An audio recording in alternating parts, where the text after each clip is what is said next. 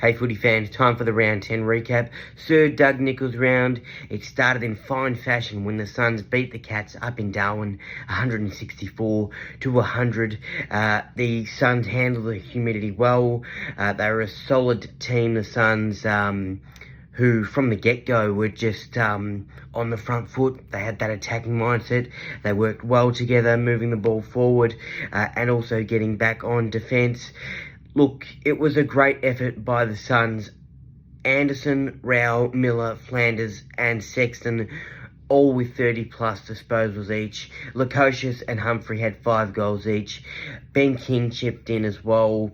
It was just a great win, and that's their highest win in their franchise history, so well done to the Swans. The Swans beat the Blues 117 to 65 on Friday. The Swans all class, they're on top of the table for a reason, and another great win for them. The Pies won in a thriller against the Crows 78 to 74. The Giants lost to the Doggies 43 to 70. Now the Dogs, a big win for them, especially on the road. For the Giants, on the other hand, they're starting to fall into a bit of a rough patch, which is a bit concerning after how well they started this season.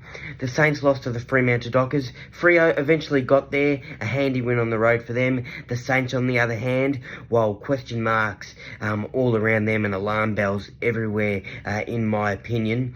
Lions smashed the Tigers 163 to 44. That was expected. The Lions, pure domination, especially at home.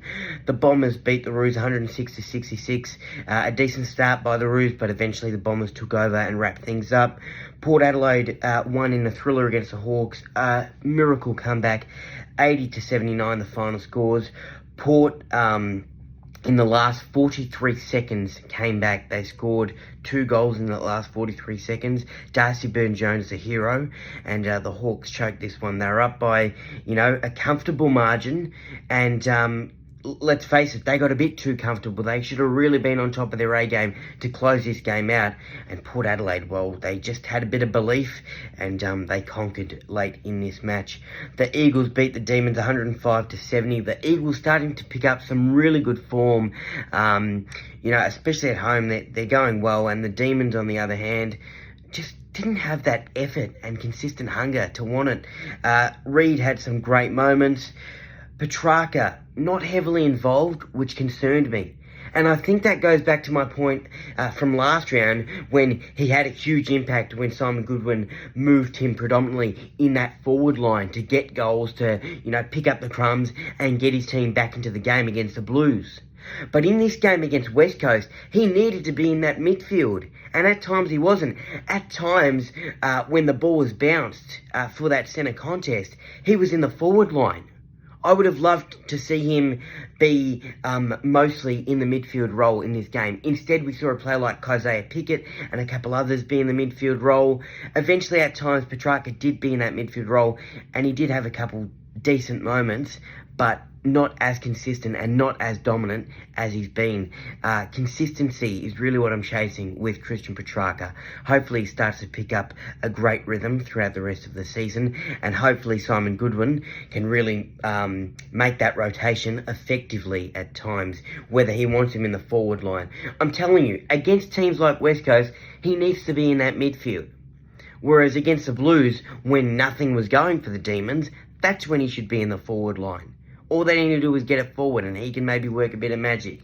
Speaking of magic, let's get straight into Isaac's GMP of the round, my goal, mark and player. And let's talk about this goal of the round, because this was magic in Sir Doug Nicholls' round by Isaac Rankin.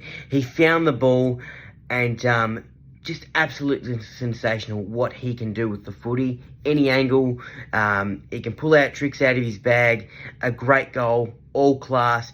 And you have to say, there's a lot about his game and the style he plays footy that is a replicant to Eddie Betts, especially in those in the pockets, deep on the boundary. He can craft some magic and definitely pull off a sensational goal. So well done to Isaac Rankin. That was a great goal. My mark of the round, A mark of the year contender, Calamari, brilliant grab, hang time on Nathan Broad was sensational. Yes, it's a mark of the year contender, but still, I think nothing is beating Jamie Elliott's mark, the one he took on Ben Mackay in the Anzac Day clash. Nothing's beating that, in my opinion, but still taking nothing away from Calamari. A great grab over Nathan Broad. And my player of the round, well, I was tossing up between a few, especially two boys from Port Adelaide. Dan Houston had the 2 goals and, a heavy impact on this game against the Hawks. But I just thought Zach Butters takes the chocolates here. 32 disposals, 5 marks, 6 tackles, 8 clearances, 6 inside 50s, 545 metres gained, 8 score involvements. Zach Butters injected himself into this game with all his dominance and all his authority and took control of this match in that fourth quarter. In the fourth quarter, he had 17 disposals, 7 of those were contested, 5 clearances and 5 inside 50s. He was involved in that last play, in that winning moment when Darcy Byrne-Jones scored that goal.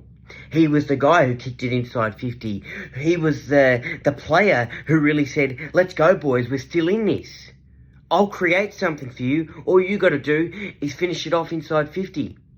And seeing that leadership and seeing what a class act he is truly incredible, especially in the absence of a player like Connor Rozee.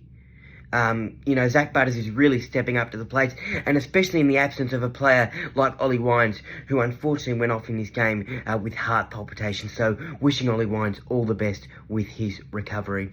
Well done, Zach Butters, on a great performance, and Port Adelaide, what a comeback in the dying stages of this game. Thrilling games like that. That's why you love football. Round 11, the second weekend of Sir Doug Nicholls round. I'm really looking forward to it. It all starts on Thursday night. The Doggies taking on the Swans at Marvel Stadium.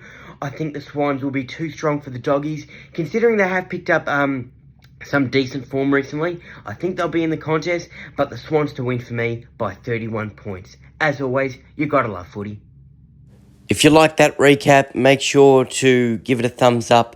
Comment down below your thoughts on the previous round. And if you haven't already, subscribe to my YouTube channel. And for more of my content, make sure to follow my Facebook page and also my Instagram page. Plenty of more sports updates on there.